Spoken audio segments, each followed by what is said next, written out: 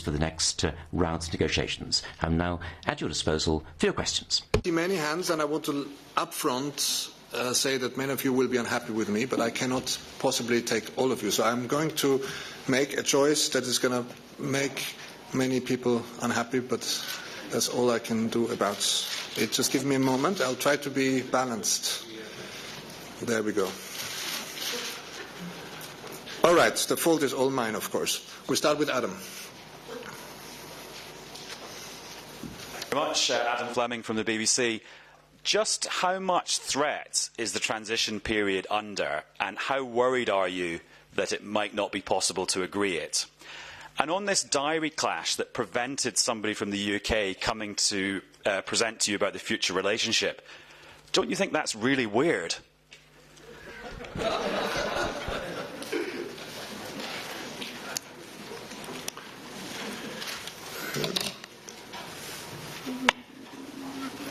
Sur les idées.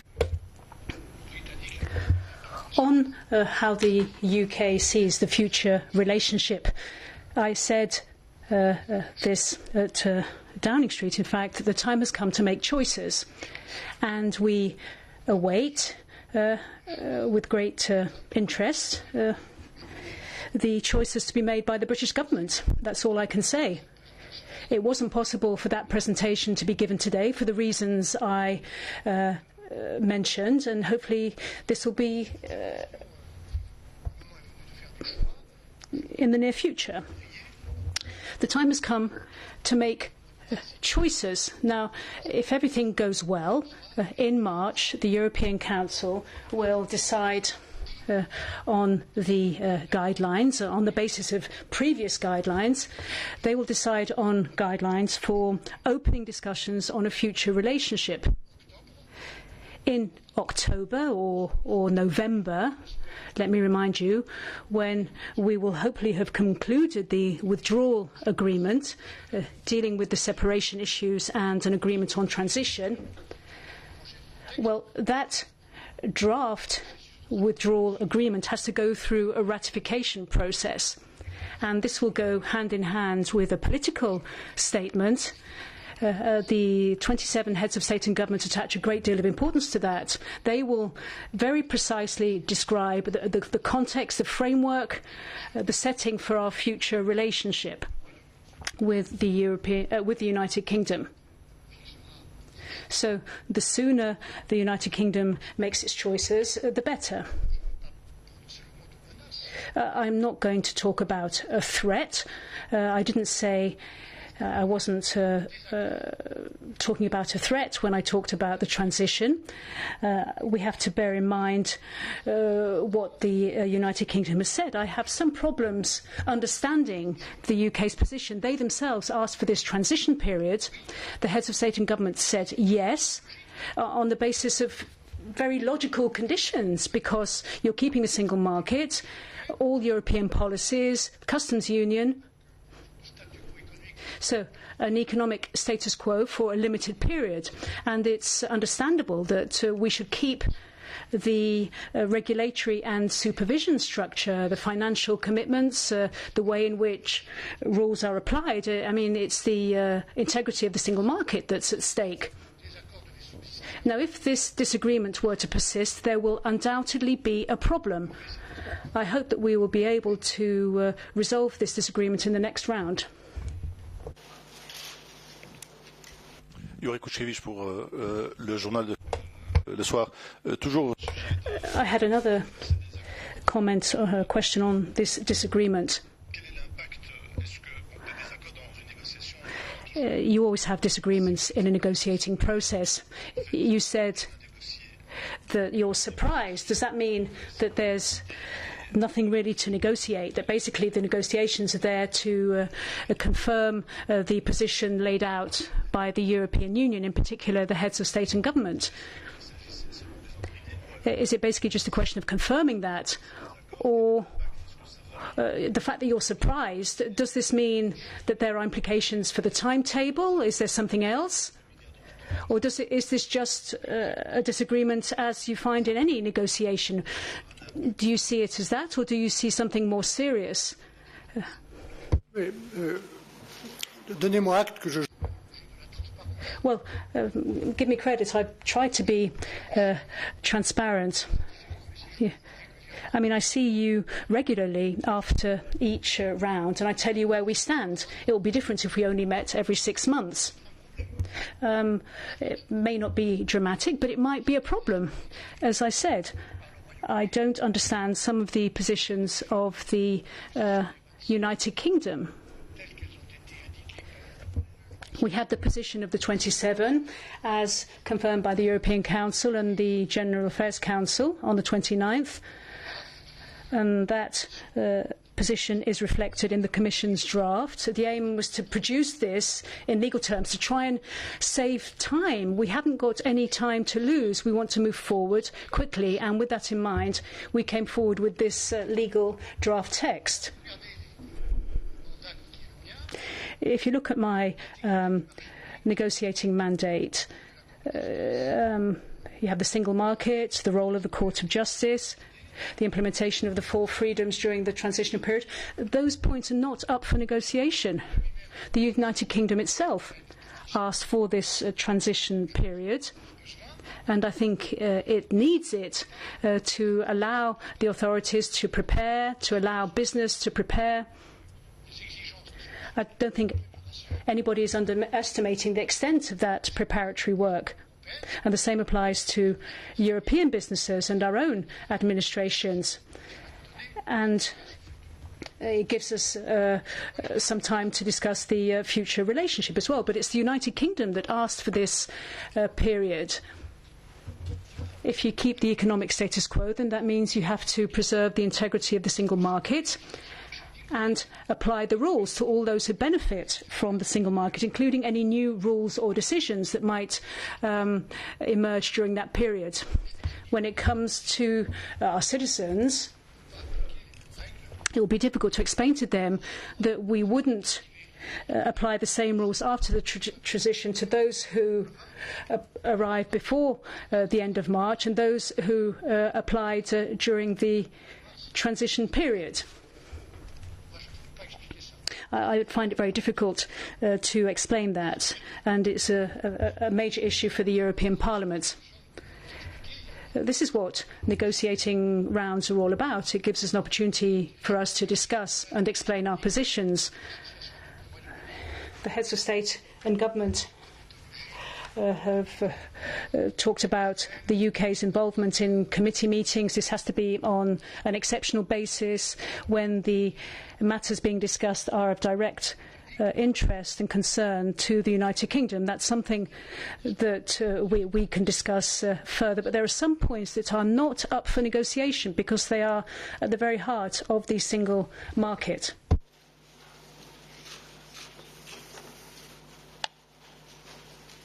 Yes, James.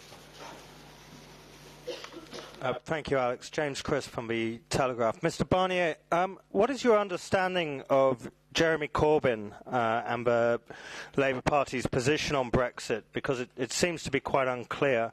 And are you concerned that your meetings with him have been interpreted as undermining Theresa May? And a quick second question, if I may.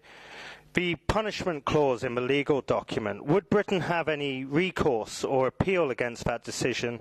And why is it necessary when the EU's own position is that the ECJ would see any case brought before it to its conclusion if the case was brought before the cut-off date? Thank you.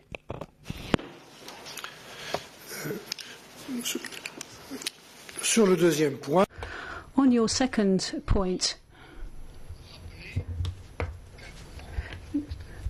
could I just remind you in a very courteous manner that this is a specific situation due to the very limited transition period.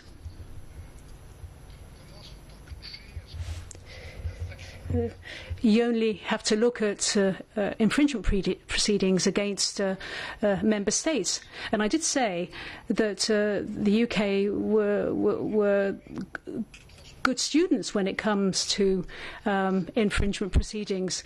The UK is one of the countries which has had to deal with the fewest number of infringement proceedings, but it could happen, and this within a very limited time frame. If you look at the normal period required to process an infringement, we just don't have time to take the necessary operational decisions. So in the interest of both sides, if there is a dispute,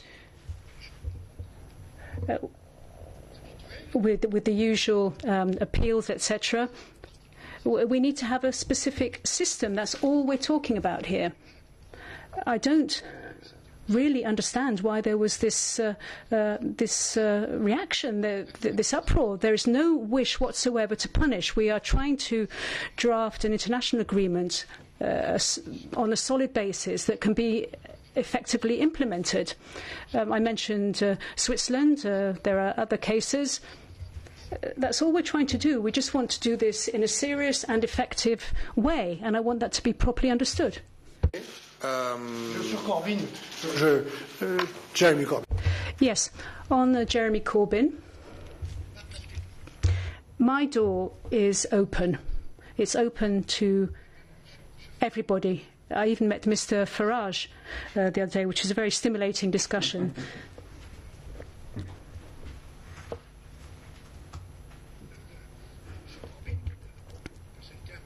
Mr. Corbyn is an important figure in British political debate, and he asked to meet me, and I have no reason not to meet him. I can tell him where we stand, but I'm not negotiating with Jeremy Corbyn. The only person we're negotiating with is Theresa May and David Davis and the British government. I made this very clear to Jeremy Corbyn at the beginning, and I've said that to him every time I've met him.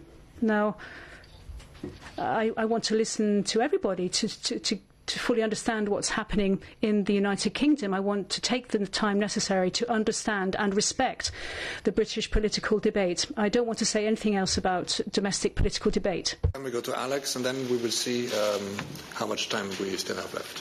Merci, Michel Barnier, je suis là. Dans cette circonstance. In these circumstances, what's your message to the head of state and government?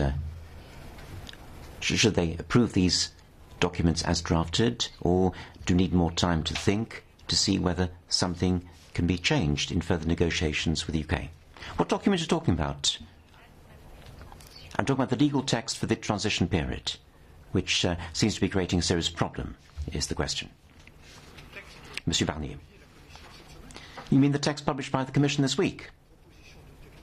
Well, it's a draft legal text to save time. Once it's agreed, this will be part of the withdrawal agreement. Time is short. It's February. Next October, we need to have a treaty, a full treaty. This has to be ready for ratification. That's under 10 months.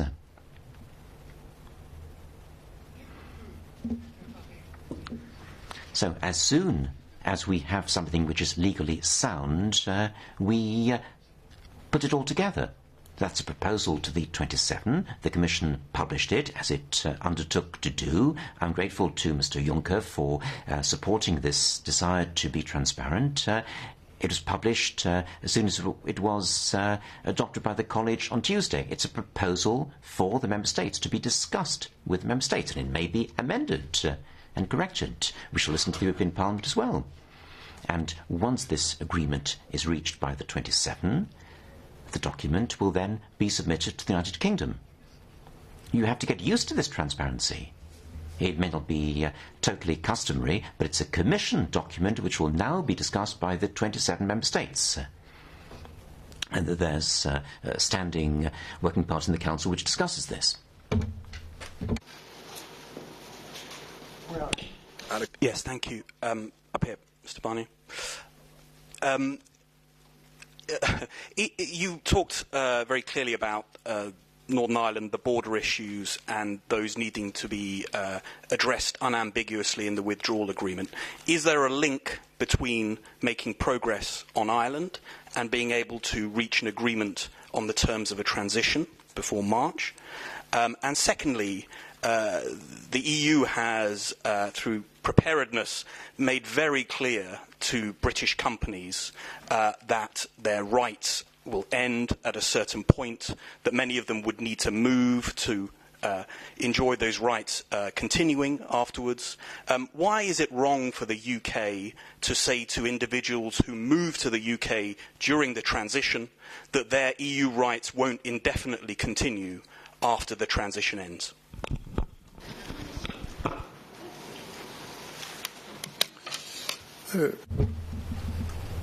Well, not indefinitely.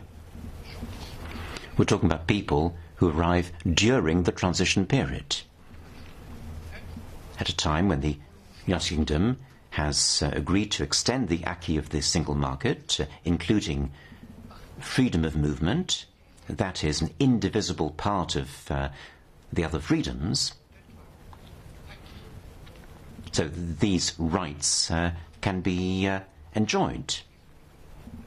So we're not just talking about companies and technology. We're talking about questions which are of deep concern to citizens on both sides of the English Channel. We're not just talking about citizens who might arrive in the UK during the transition period. We're talking about British citizens who might arrive in the European Union. It's reciprocal. So there is some logic behind the view that because the freedom of movement is upheld, because of this, these citizens should have comparable rights to those already recognised in the joint report. I'm referring to citizens who made this life choice before the end of March 2019. Now, what is the link? The link between the solutions which we need to devise without any ambiguity to guarantee stability in Ireland, to guarantee the Good Friday Agreement in all its parts during the transition period. What is the link between that and the transition agreement? Well, these subjects have to be tackled and dealt with under the withdrawal agreement. That is the link. No transition will be possible if there's no withdrawal agreement. The only legal basis for transition is Article 50. That's the context in which we're working on the withdrawal agreement. The 27 want to ensure that the withdrawal agreement implies a joint commitment which was reasserted in the joint report in paragraphs 49 to 51 about stability and honouring the Good Friday Agreement. That is the link. These two subjects must be dealt with positively in the withdrawal agreement by October. Excellent, excellent. Alors, Christian, vous... Well, we mustn't forget about the Winter Olympics. Oui, Monsieur Barnier, vous avez rencontré Monsieur Davies. Monsieur Barnier, you met Mr. Davies just before the presentation of the draft agreement. What explains this accusation of a lack of courtesy? Why is Mr. Davies saying that you were discourteous? And secondly, Mrs. Theresa May is fragile. Isn't there the risk of all the progress you've made in these negotiations on the withdrawal agreement being totally undermined if there were government instability in the UK? Well, I'm not going to discuss David's comments. It would not be useful. Everyone can see how I go about my work, how I behave. Everyone knows what kind of language I use since the very beginning. And quite naturally, I've been objective. I've never been aggressive. I'm not vindictive, not trying to punish anyone. I very much regretted the British vote on Brexit like others, but we respect that vote. And my job is to implement that decision, which we respect. And I do so calmly. I shall remain calm until the very end. I shall be objective, and I owe this respect to the British people, to the Minister in charge of these matters, to the British Parliament. The word respect is an important word in my view. And I shan't make any further comments on the political situation in the UK. The current government, led by Mrs. May, has agreed with the support, I think, of a clear political majority. So she's agreed to the acquis we've already got, and I won't make any further comments on the domestic political situation in the UK. But I think no longer. Then Rick was next, and Catherine, are you still interested? Rick Winkel, Financieel Dagblad, the Netherlands, here. There will be very soon now a case before the Court of Justice on the rights of citizens after the Dutch court asked prejudicial questions to the court. The Dutch government argued during the case that would make it more difficult to negotiate the citizens' rights during Brexit. Do you agree with that position, and is it going to make your job more difficult if the court if you're waiting for the court to express itself?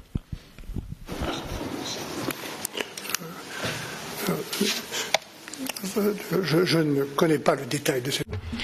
I don't know about the details of this case. I don't know what the circumstances were.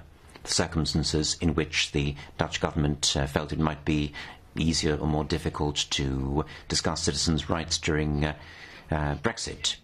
All I can do is set out my own position. I'm not aware of the facts of the case, so I won't say anything about the substance. But we have to see how this could be relevant to Brexit. We have quite a clear and precise agreement. There are dozens of paragraphs in the joint report. There are 15 pages in all. So just about all citizens' rights for the duration of their lives, the rights acquired up to the point of Brexit, all these are dealt with. So there is thus certainty for citizens, certainty about the safeness of these rights, and the treaty can then be agreed and ratified. We want to obtain agreement on an orderly withdrawal.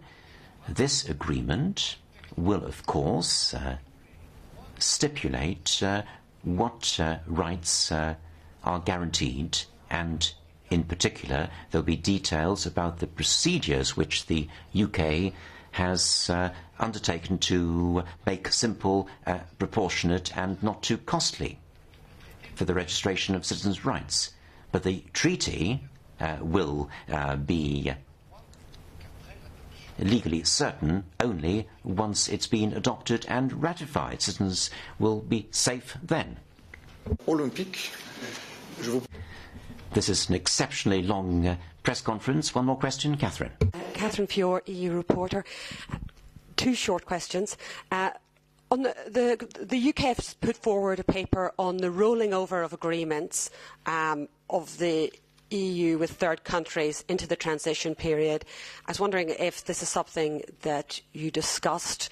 Do you think this will be difficult with third countries? You're already having a very complicated negotiation with EU27 and the UK. Do third countries now come into the picture as well? And again, on Northern Ireland, the UK says it wants to avoid a hard border. It wants to propose specific solutions. It appears to have ruled out the other two options that it proposed in the joint report in December. So do you think it is possible to avoid a hard border if the UK is outside the customs union? And David Davis seems to think that specific solutions concern 5 or 6 areas, nothing else. Is that your understanding?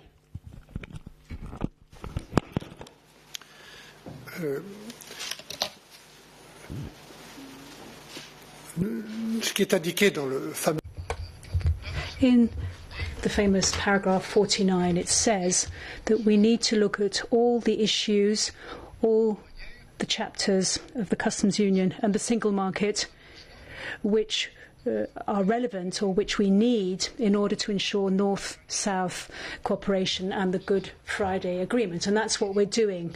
That's the screening process we are undergoing. That's not necessarily all the single market, but it would involve a number of chapters within the single market. And as I said in my introductory statement, we will be working in parallel on these 3 options. One is unlikely if the UK sticks to its position on leaving the customs union and the single market, because that will automatically give rise to a certain situation. On the specific suggestions they have undertaken to come forward with, well, we await those proposals. There's the backstop and other measures as well, and we're working with the United Kingdom on this, full alignment, etc.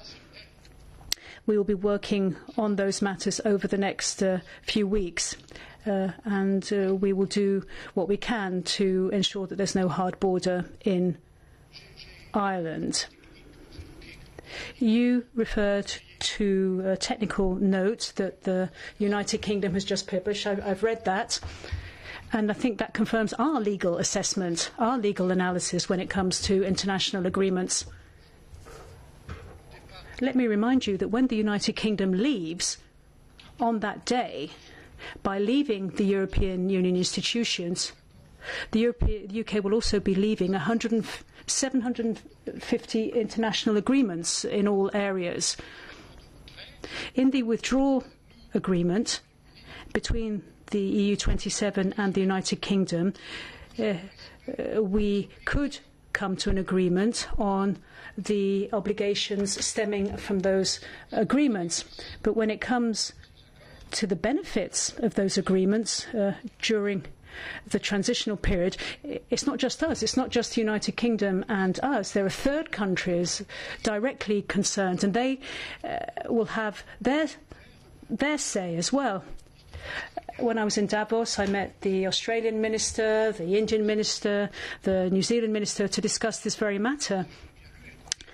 But I think if I've read that note correctly, it confirms our legal analysis that third countries which are existing partners of the EU, including the UK and the 27, will have to have their say as well. And this matter will be on the agenda of the next round at the request of the United Kingdom. Thank you very much. Thank you for spending almost an hour with us.